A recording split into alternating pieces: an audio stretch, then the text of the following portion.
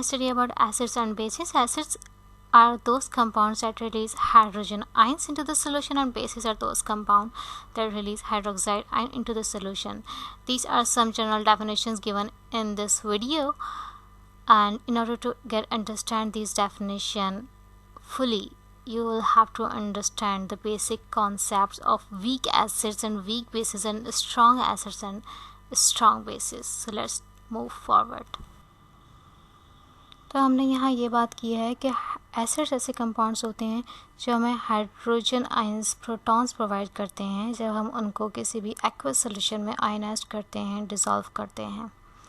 Basics ऐसे compounds होते हैं जो हाइड्रोक्साइड आयंस प्रोवाइड करते हैं, OH नेगेटिव आयंस प्रोवाइड करते हैं जब हम उनको किसी भी सॉल्यूशन में आयनाइज करते हैं, डिसॉल्व करते हैं या एक्वस सॉल्यूशन में करते हैं हम एक्चुअली बेसिकली। तो अगर हम स्ट्रॉन्ग एसिड और स्ट्रॉन्ग बेसिस की बात करें और वीक एसिड्स और वीक बेसिस की बात करें, तो स्ट्रॉन्ग एसिड्स का मतलब स्ट्रॉन्ग से ले लें आप, तो स्ट्रॉन्ग मतलब कि आपका जो कंपाउंड है वो फुली आयनाइज्ड हो जाता है, और वीक का मतलब है पार्शियली आयनाइज्ड होना। तो जब हम स्ट्रॉन्ग एसिड्स को डिसॉल्व करते हैं तो ये फुली आयनाइज्ड हो जाते हैं, और वीक एसिड्स को हम आयनाइज करते हैं तो ये पार्शियली यानी कुछ मॉलिक्यूल्स इसके आयनाइज्ड हो जाएंगे और कुछ नहीं होंगे, और ये रिवर्सिबल प्रोसेस होता है। Acids donate its proton and bases accept that. ये जो बेसिक से कॉन्सेप्ट है, you have to learn this. So these are some common example of acids and bases. If you take a look on acids, then हमारे पास जो strong acid होता है इसकी सबसे ज़्यादा कॉमन एग्जांपल है HCl की। ये स्ट्रॉन्ग एसिड माना जाता है।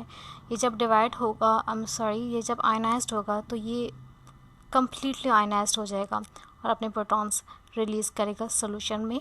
और अगर हम वीक एसिड की बात करें तो हमारे पास कॉमन एग्जांपल आती है एसिटिक एसिड की, यानी कि CH3COOH की, और ये जब आयनाइज्ड होगा तो ये रिवर्सिबल रिएक्शन होगा और ये पार्शियली आयनाइज्ड होगा।